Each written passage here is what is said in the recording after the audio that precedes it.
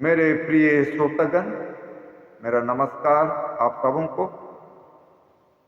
मैं फिर से परमेश्वर का धन्यवाद देना चाहता हूं इस सुंदर मौके के लिए कि हम आपको परमेश्वर का वचन से सुना सकता हूं। आइए हम छोटी सी प्रार्थना करें। पवित्र सेनाओं का यहोवा परमेश्वर, हमारा सृष्टिकर्ता, हमारा उद्धारकर्ता, तेरा धन्यवाद करते हैं सुंदर समय के लिए। धन्यवाद देते हैं तेरे वचन के लिए जो हमारे लिए आत्मिक ज्योति है, आत्मिक भोजन है, आत्मिक बल और ताकत है। जैसे हम तेरे वचन से सुनेंगे तो हमें मदद कर कि हम इस वचन को अपने हृदय में रखें और उसके अनुसार हम जीवन बिता सकें और दूसरों को भी हम बांट सकें। इस छोटी बिनती यीशु मसीह के नाम से मांगते हैं, सुन और ग्रहण कर, आमीन। मत्ती रचित सुसमाचार उसका 19 अध्याय और उसका 16 से 25 पद में हम लोग बहुत सुंदर कहानी पाते हैं। एक धनी युवक यीशु मसीह के पास आता है और कहता है, हे उत्तम गुरु, अनंत जीवन पाने के लिए मैं क्या काम करूं? अनंत जीवन पाने के लिए मैं क्या करूं? तो ये युवक जो है वो सोचता था कि अनंत जीवन जो है काम करके प्राप्त किया जा सकता है, काम कर। लेकिन हम लोग पवित्र शास्त्र में पढ़ते हैं, यीशु मसीह कहता है कि अनंत जीवन जो है खरीदा नहीं जा सकता, अनंत जीवन मुफ्त में दिया है। अनंत जीवन मुफ्त में यीशु मसीह दिया है, लेकिन हम यीशु मसीह पर विश्वास करेंगे तब अनंत जीवन प्राप्त करेंगे। तो ये युवक यीशु मसीह को कहता है, हे गुरु, मैं अनंत जीवन पाने के लिए क्या काम करूं? तो यीशु मसीह उसको जवाब देता है, आज्ञाओं को मना कर, आज्ञाओं का पालन करो। जवान कहता है, कौन सी आज्ञा? तो यीशु मसीह कहता है, हत्या न करना, व्यभिचार न करना, चोरी न करना, झूठी गवाही न देना, अपने माता पिता का आदर करना और अपने पड़ोसी से अपने समान प्रेम रखना। तो यीशु मसीह कहा कि इन आज्ञाओं को तू पालन करो तो तुम्हें अनंत जीवन मिलेगा। तो इस युवक कहता है कि इन सब आज्ञाओं को मैं बालकपन से पालन करते आया हूं, छोटपन से मैं पालन करते आ रहा हूं। तो और मुझ में किस चीज की कमी है?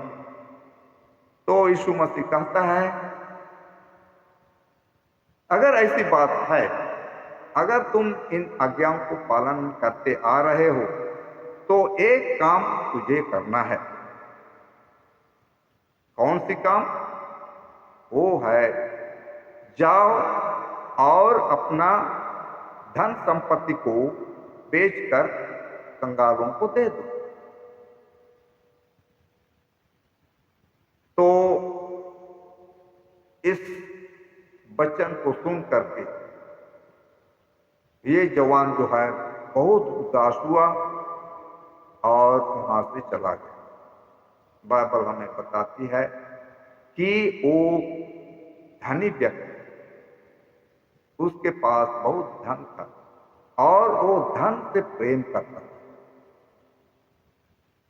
धन से प्रेम करता था, इसलिए वो मौका खो दी, अनंत जीवन खो दी।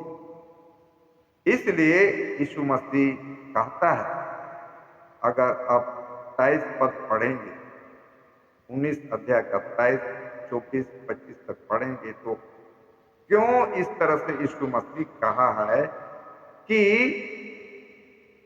धनी व्यक्ति को स्वर्ग जाना बहुत कठिन है। यीशु मसीह ये नहीं कह रहा है कि धनी व्यक्ति स्वर्ग नहीं जा सकता, लेकिन ये कह रहा है कि बहुत कठिन है। आइए हम लोग पढ़ेंगे 23 पद। तब यीशु ने अपने चेलों से कहा, मैं तुमसे सच कहता हूं कि धनवान का स्वर्ग के राज्य में प्रवेश करना कठिन है। तुमसे फिर कहता हूं कि परमेश्वर के राज्य में धनवान के प्रवेश करने से ऊंट का सुई के नाके में से निकल जाना सहज है।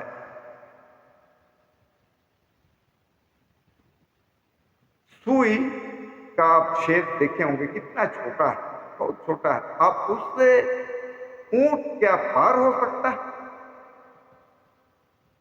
तो ये कहने का मतलब ये है कि धनी व्यक्ति को स्वर्ग में प्रवेश करना बहुत ही कठिन है, क्योंकि पवित्र शास्त्र में ये भी कहता है कि जहां तेरा धन है वहां तेरा मन भी लगा रहे। और पवित्र शास्त्र ये भी कहता है कि हम दो स्वामी का सेवा नहीं कर सकते। हम लोग पाते हैं मत्ती का किताब उसका 6 अध्याय उसका 24 में पढ़ते हैं। यहाँ इस तरह से कहता है, कोई मनुष्य दो स्वामियों की सेवा नहीं कर सकता, क्योंकि वह एक से बैर और दूसरे से प्रेम रखेगा, या एक से मिला रहेगा और दूसरे को तुच्छ जानेगा। तुम परमेश्वर और धन दोनों की सेवा नहीं कर सकते। तो हम लोग ये नहीं कहते हैं, ये नहीं मैं ये नहीं कह रहा हूं कि कोई भी धनी व्यक्ति स्वर्ग नहीं जा सकता। बाइबल में बहुत सारे धनी व्यक्तियों का जिक्र है।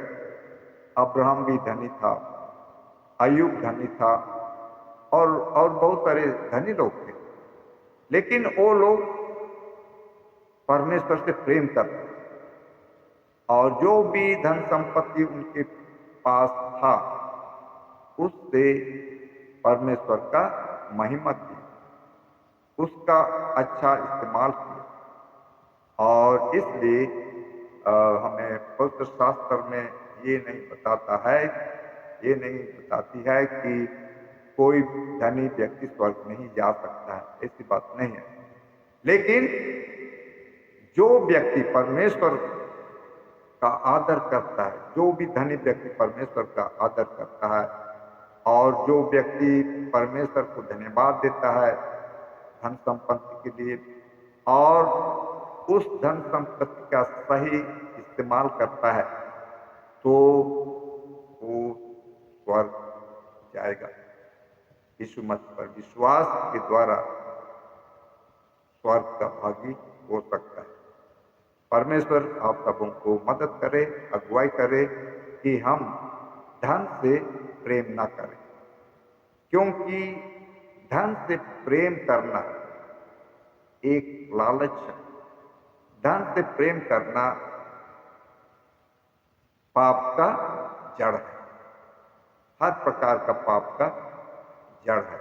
हम धन से प्रेम करते, इसलिए हमें सावधान बरतना है। परमेश्वर आप सबों को आशीष दे। आइए हम प्रार्थना करते हैं। पवित्र सेनाओं का यहोवा परमेश्वर, हम तेरा धन्यवाद करते हैं। फिर से हमने तेरे वचन से सुना है कि हम अनंत जीवन को खरीद नहीं सकते, परंतु हम मुक्त प्राप्त कर सकते हैं तुझ पर विश्वास करके। इसलिए हम प्रार्थना करते हैं कि तू हमें विश्वास में मजबूत कर, ताकि हम विश्वास में बने रहें और तेरे आज्ञाओं का आदर करें, तेरे आज्ञाओं के अनुसार हम जीवन बिताएं, ताकि हम तेरे दृष्टि में ग्रहण योग्य पाए जाएं। इस विनती को यीशु मसीह के नाम से मांगते हैं, सुन और ग्रहण कर। आमीन।